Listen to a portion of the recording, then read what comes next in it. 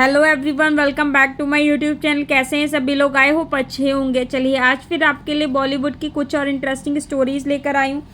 I hope आपको पसंद है। 17 की उम्र में प्रेग्नेंट हुई थी ये बॉलीवुड हीरोइन। 15 साल बड़े एक्टर को बनाया था पति, फिर 9 साल बाद हुई थी अलग। आज के दौर में आम गर्ल्स भी 25 और 30 के बाद ही शादी करती हैं। वहीं तमाम अभिनेत्रियाँ भी इसी उम्र में अपना घर बसाती हैं। सॉरी।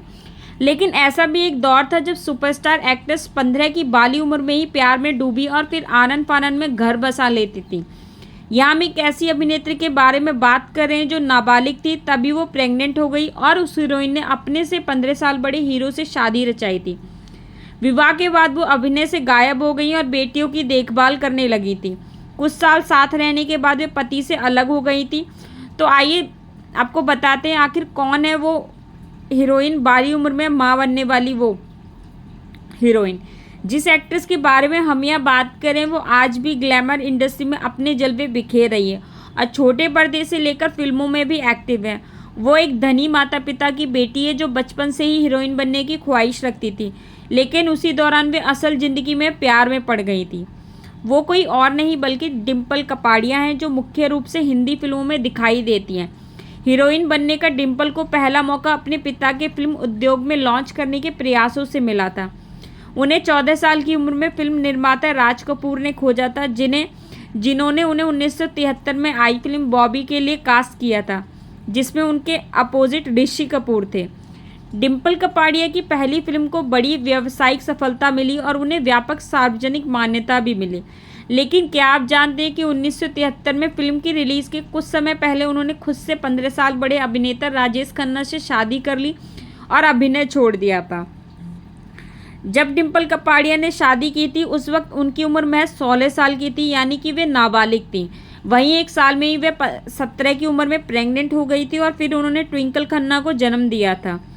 इसके बाद वे रिंकी खन्ना की माँ बनी और फिर बेटियों की परवरिश के कारण इंडस्ट्री को अलविदा कह दिया था।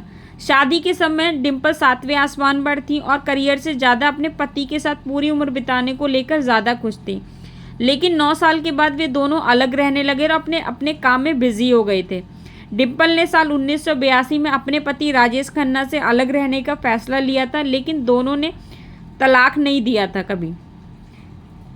राजेश खन्ना से अलग होने के 2 साल बाद कपाड़िया 1984 में फिल्मों में लौट आई। उन्होंने फिल्म सागर से कमबैक किया था, जो 1 साल बाद रिलीज़ हुई और उनके करियर को फिर से हरा भरा कर दिया था। डिम्पल कपाड़िया की बॉबी और सागर दोनों ने सर्वश्रेष्ठ अभिनेत्री का फिल्म फेयर पुरस्कार भी जीता थे। अगले दशक में उन्होंने खुद को ही हिंदी सिनेमा की बेहतरीन अभिनेत्रियों में से एक के रूप में स्थापित कर लिया था। इस तरह से वो करीब 17 साल तक पति से अलग रहकर अपनी ज़िंदगी जीती रही। डिम्पल ने रेडिफ को दिए एक पुराने इंटरव्यू में बताया था कि राजेश खन्ना को हमेशा गलत समझा गया, जबकि वो एक शानदार व्यक्ति के धनी हैं। मैंने 16 साल की उम्र में उनसे शादी की थी। मैं बहुत छोटी थी और समझ भी काफ़ी कम थी। हम 9 साल साथ रहे और हमने काफ़ी चीज़ें साथ में देखी। हम भले ही कुछ ही साल बाद अलग हो गए हों, लेकिन हमने तलाक नहीं लिया। अलग होने के बाद भी काका जी के लिए मेरी नज़रों में इज्जत कभी कम नहीं हुई। हमारे बीच मनमुटाव हुए, लेकिन कभी तलाक की नौबत ही नहीं आई। हमने अलग रहने के बाद साथ में वापस आने पर भी कई बार चर्चा की। अभिनेत्री आखिरी वक्त में राजेश खन्ना के साथ रहने वापस आ गई थी और उन्होंने पति की तब खूब सेवा भी की थी। आपको स्टोरी कैसी लगी कमेंट में ज़रूर बताइएगा। अगर आपको स्टोरी अच्छी लगी हो तो लाइक, सब्सक्राइब, शेयर करना ना भूलें। Thanks for watching. Bye bye.